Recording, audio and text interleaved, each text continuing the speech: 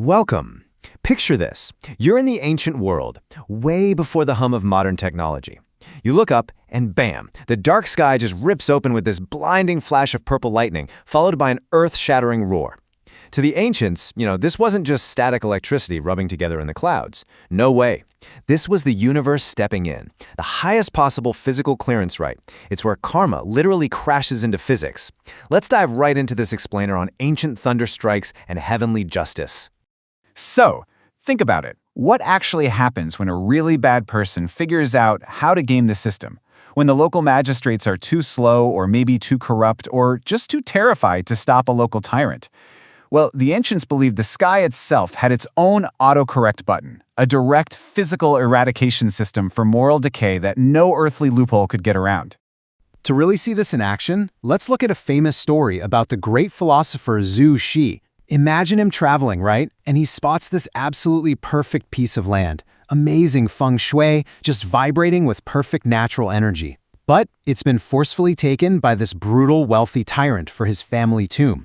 Zhu Xi just shakes his head and sighs, "Here is land, but no heavenly justice." Basically, letting a villain hoard the Earth's best resources completely breaks the moral balance. And literally, right after he says that, the sky goes black. A massive storm rolls in out of nowhere, and a giant bolt of purple lightning just completely vaporizes that luxurious tomb. The heavens, it seemed, had just hit refresh on physical reality. Now, what's really interesting about this is how perfectly this ancient magic maps onto modern science. Psychologist Alfred Adler talks about our deep, fundamental need for environmental security, a system that makes sure bad actors can't just permanently ruin our safety.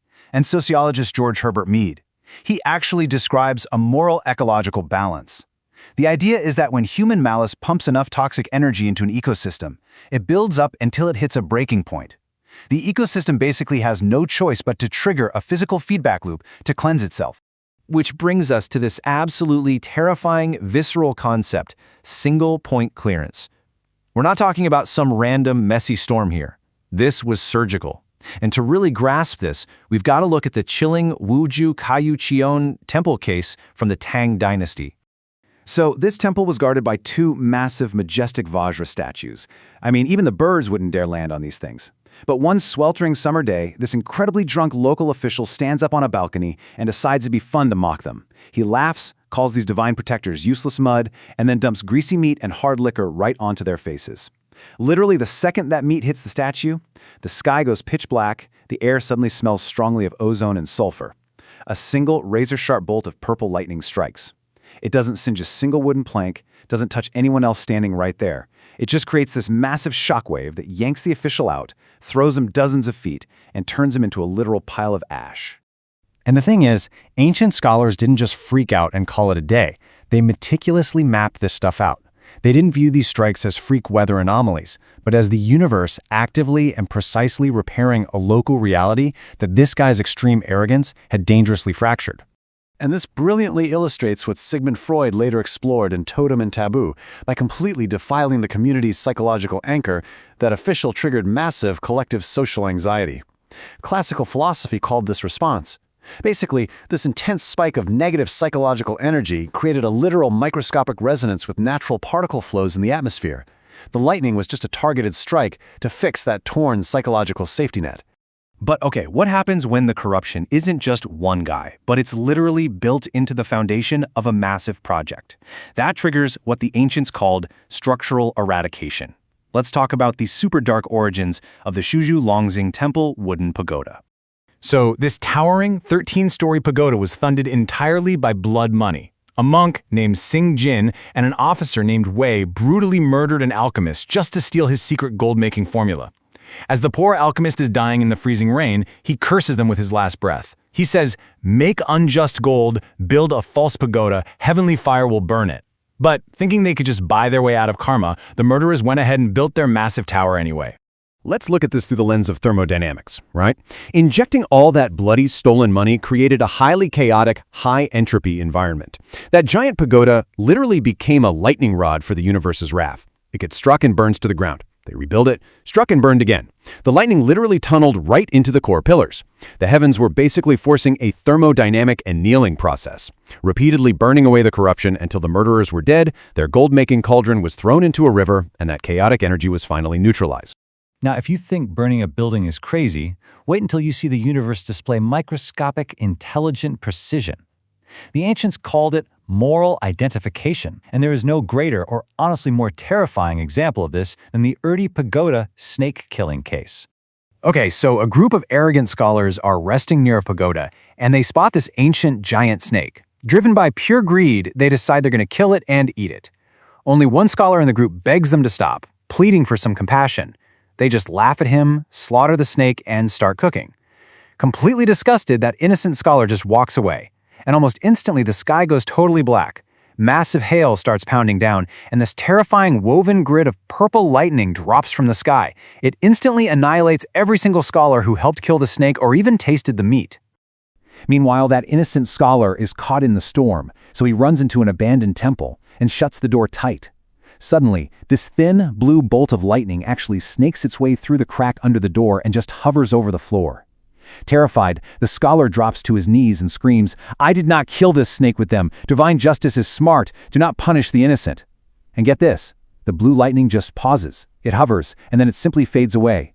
And outside, the storm instantly stops. So, the crucial point is, how do we actually explain this today? Think of it a bit like quantum entanglement. The murderers were vibrating with all this greed and chaos, which created a high-resistance aura. They literally turned themselves into human lightning magnets. But the innocent scholar? Because he was operating from a place of purity and compassion, he had a low-resistance energy field. He didn't attract a destructive charge at all. His aura acted like a shield that just smoothly deflected the strike. Ancient thinkers actually codified all this into what you could call ancient thunder physics. They documented thunderbolt fire, this bizarre, high-energy fire that strikes in the middle of a heavy rainstorm. And they drew a really clear line between the gentle, life-nourishing, joyful rain and wrathful rain, which is born when elemental energies violently clash. They even systematically mapped out how the universe intervenes, breaking it down into 3 levels based on how bad the moral distortion is. Level 1, a warning. Incredibly loud thunder, but no strike. Level 2 is that single-point clearance we talked about, a surgical, targeted strike to remove a toxic element. And Level 3, structural reshuffle. We're talking massive storms and widespread fires designed to completely wipe deep-rooted systemic corruption off the map. But it's really important to remember that all this immense destruction isn't actually born of malice. The I Ching, the Book of Changes, reminds us all things come from thunder. Think about spring thunder. It shatters the dead silence of winter. Lightning is just the universe doing surgery. It cuts out the rot so the resulting ashes can become the most fertile fertilizer for new, healthy life to flourish. The destruction is quite literally just the first step of a profound renewal. Let's move to how this all builds to one of the most profound overarching truths in ancient Chinese philosophy. All things are one. Our human body is a microcosm. With every single breath we take, our soul and our physical form are constantly exchanging information and energy with the giant macrocosm of the universe. And this whole dynamic ecosystem of heavenly justice? It perfectly mirrors William James's ideas about our connection to cosmic energy and the synchronicity principle from Carl Jung and quantum physicist Wolfgang Pauli. The inner state of your mind and the outer physical reality of the universe around you aren't two separate things. They are deeply, intricately entangled. So at the end of the day, heavenly justice isn't some old man in the clouds keeping track with a ledger book. It's the universe's automatic, dynamic balancing act. So I'll leave you with this to think about. As the storms of life inevitably start gathering around you, is your internal compass aligned with the natural rhythm of the universe, allowing you to walk safely through the rain? Or are you busy building your very own lightning rod,